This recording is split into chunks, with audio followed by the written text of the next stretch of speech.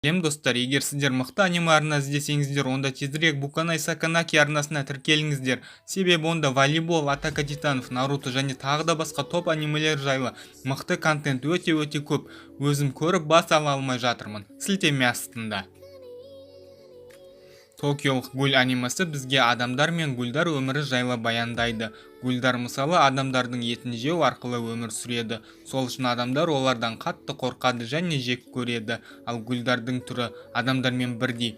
Тек олар кагуны, какуджа секілді өз арқаларынан шығатын қару түрлерін аңшылық мақсатында пайдаланады. Және олардың денесі де адамдардыкінен әлде қайда күштірек. Оларды адамдардан ажырату қиын болғаны үшін қоғамда іштей қорқыныш, бір-біріне сенбеушілік пайда болды. Шын мәнісінде анимеде ондай еш нәрсе көрсетілмеді, мүмкін мангада сондай нәрселер болған шығар. Аниме Ашқарақ деген лақап аты бар гульді басқа бір есінен ауысқан гуль ұстау керек болғанынан басталады. Бірақ қуғыншы Джейсонның топастығынан Ашқарақ тез сытылып кеткенімен қоймай, ол Джейсонның қаруын жоғалтуға өз септігін тигізді. Солайша Джейсон өз миссиясын орындай алмады және қаруын да жоғалтты. Одан кейін анимеде бас кейіпкерді көрсету басталады. Бас кейіпкер Кен Канеки кітап оқығанды ұнататын, көп сөйлемейтін, тұйық мінезді студент жігіт. Ешқандай да мектеп оқушысы емес. Және ол Риза есімді тартымды қызбен кездесуге барады. Жай ғана бас кейіпкердің оқушы болмағаны үшін және ол ең бірінші серияның өзінде қызбен кездесіп жатқаны үшін Токиолық гуль анимесін құрмет тұтуға болады. Кездесу барысында екі жас бір-бірін ұнатып, Канеки Ризаны үйіне дейін шығарып салуды көздейді. Риза және Канеки оңаша қалғанда, Риза өзінің гуль екенін білдіртіп, Канекиге бас салады. Неге Канеки Ризаның тамақ жемегенінен, оның гуль екендігіне күдіктенбеді? Неге ол мен танысқан адам гуль болуы мүмкін деп ойламады? Ол бас кейіпкер ғой, ал олар көбінесе ақымақ және ақ көңіл келеді. Риза Канекиді ағаш қораптарға бір соғады, алайда Канеки бас кейіпкер болған соң тірі қалады. Сол кезде төбедегі темір тростар үзіліп, үлкен темір бөліктері дәл Ризаның үстіне құлайды.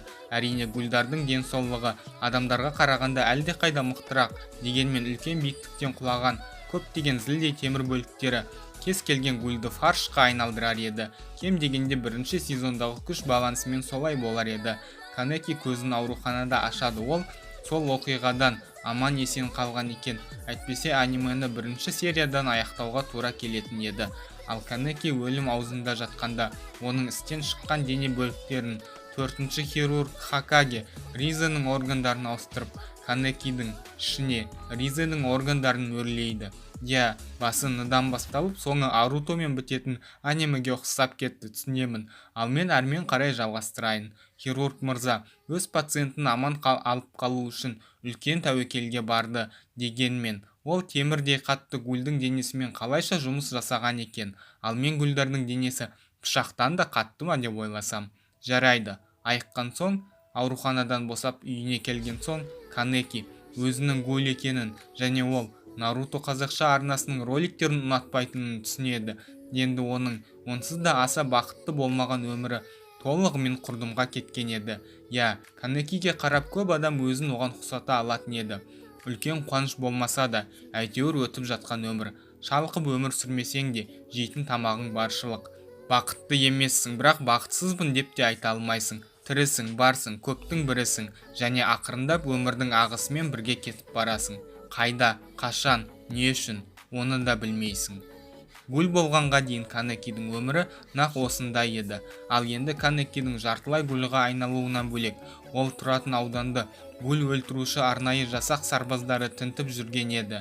Олар Қазақстан Республикасының төтенше жағдайлар министрлігі сияқты өте баяу қимылдайды. Себебі Джейсон мен Ашқарақ шайқасы және Ашқарақтың өлімінен кейін біраз уақыт өткенді.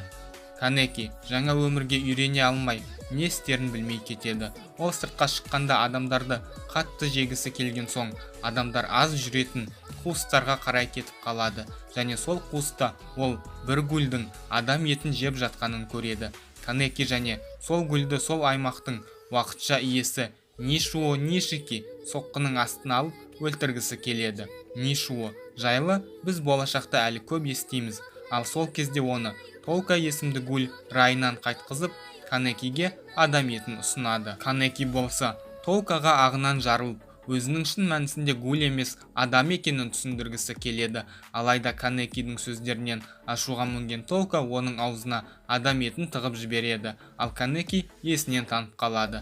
Дегенмен Канеки жалпы жақсы жігіт болған соң, және ол адамдарды жеуге дайын болмағасын, оны өзіне қосуға дайын гульдар тобы табылды. Олар Канеки жиі барып тұратын Антейк кафесінің жұмысшылары еді. Кафе басшысы және барлық жұмысшылар бәрі де түгел гульдар еді. Канеки соларға қосылып, енді ол ақырындап гульдардың өмірімен танысуды бастайды. Мысалы, ол өзіне бетперде жасату үшін Утаға барды. Йомамен бірге ол өлі мүрделерді алып кетуге барды. Йома одан бөлек оған өзін-өзі қорғауды үйрете бастады.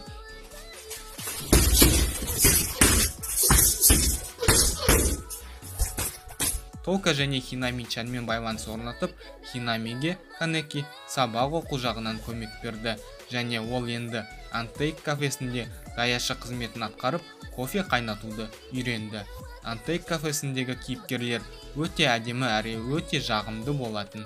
Канеки олардың арасында өзін жақсы сезінді, және фанаттар да Антейк кафесіндегі кейіпкерлерге жылы лебіз танытқан еді. Канеки жартылай гуль болғанымен, ол өз жоғары оқу орнындағы білім алуын жалғастырды. Универде ол өз жақын досы Хидамен бірге жүрген кезде, Хида оны өз сэмпайы Нишикимен таныстырды. Ол дәл сол Нишики еді. Нишики Канекиді бірден танып, артынан ол Хида екеуін оңбай соққының астына алып, екеуін өлтіруді көздейді. Алайда бас кейіпкер жеңілмейді. Опциясын іске қосқан Канеки ашу үстінде Нишикидің өзін өлтіре жаздайды. Хиде ауыр жараланып, ол Антейк кафесінде емделуден өтеді. Алайда гульдарды құрушы ұйым 20-шы аудандағы гульдарды қыса бастағанда, гульдардың жағдайы біршама қиындай түседі. Қиыншылықтарды гульдардың үлкен топтарының арасындағы бірлік, яғни оның жоқтығы одан да бетер өршітті. Яғни гульдарды және адамдар гульдарды қыра бастады.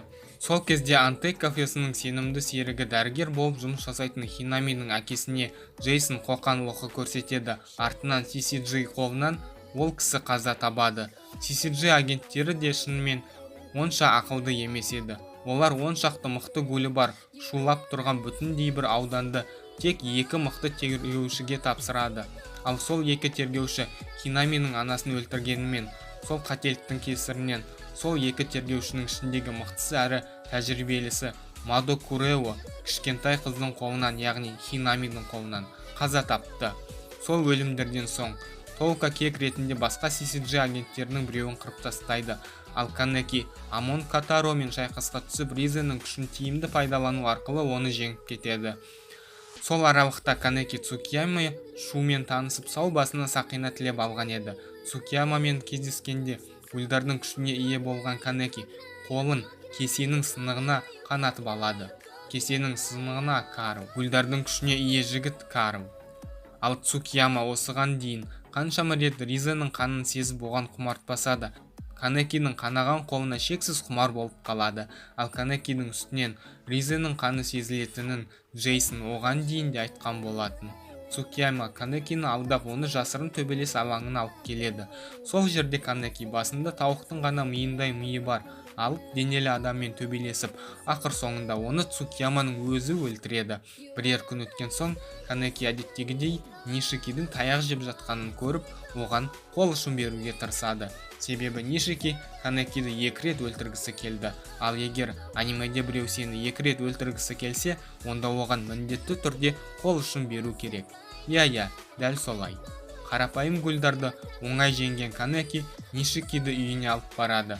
Нишикидің үйінде ол оның қызымен де танысып үлгереді.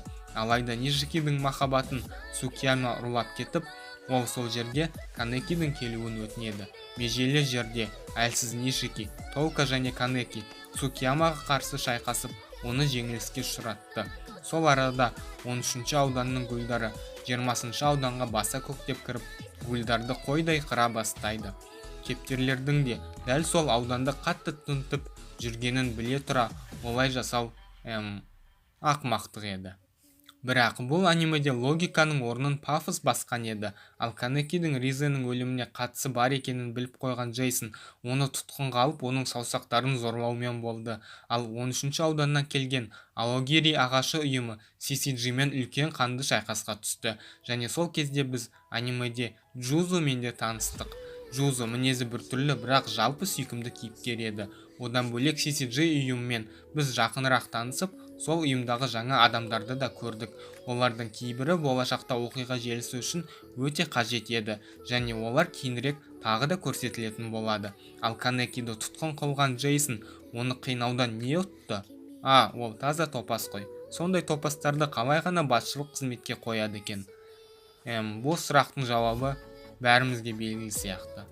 Артынан сезон аяқталуға жақын қалған соң бізді әдеттегідей үлкен экшн күтіп тұрды. Сол экшнді болдыру үшін Канеки Джейсонмен төбелесіп, оның шашы Джейсонның топастығынан бірден ағарып кеткен еді. Әбден әлсіреген Канеки талай сойқанды көрген Джейсонды жеңіп кетеді. Жарайды, ол бар күшін жинап осы шайқасқа салды делік. Ал артынан не болды? Ол адамдарды жемеу үшін және Джейсонға кек қайтару үшін гульдарды жей бастайды. Және ең соңында мен оларды емес, олар мені жеді деп айтады. Және сол кезден бастап тұтқында қатты зардап шеккен Канекидің психикасында үлкен өзгерістер басталды. Және тек психикасында ғана емес, өмірінде де. Және сол сәтпен бірінші сезон аяқталады. Жалпы Токио Гhoul анимасы мангамен таныс емес адамның өзін екі ұдай пікірде қалдырады. Бір жағынан суреттің салыну стилі керемет және оқиға желісі де өте түсінікті. Алайда тайтлды көрген көзі өткір адамдар үшін көптеген сұрақтар туындайды. Ал аниме авторларының манганың ішіндегі көп маңызды дүниелерді анимеге қоспауы сол сұрақтардың санын одан да көбейте түседі. Анименің жарқ етіп бүкіл әлемге танылуы бұл тікелей манганың арқасы. Ал сол манганы Pierrot студиясы әдемі бейнелесе де, олар оқиға желісінің түпкі мәнін аша алмады. Ал менің бірінші сезон бойынша қорытындым: аниме қызық әрі әдемі салынған. Бірақ сізді көптеген сұрақтар мазаласа, онда манганы оқығаныңыз дұрыс. Ал сіздермен бірге болған аниме өмір. Видеоны соңына дейін көрген адамдарға көп рахмет. Сау болыңыздар. Наруто бойынша өмір баяндарда кездескенше.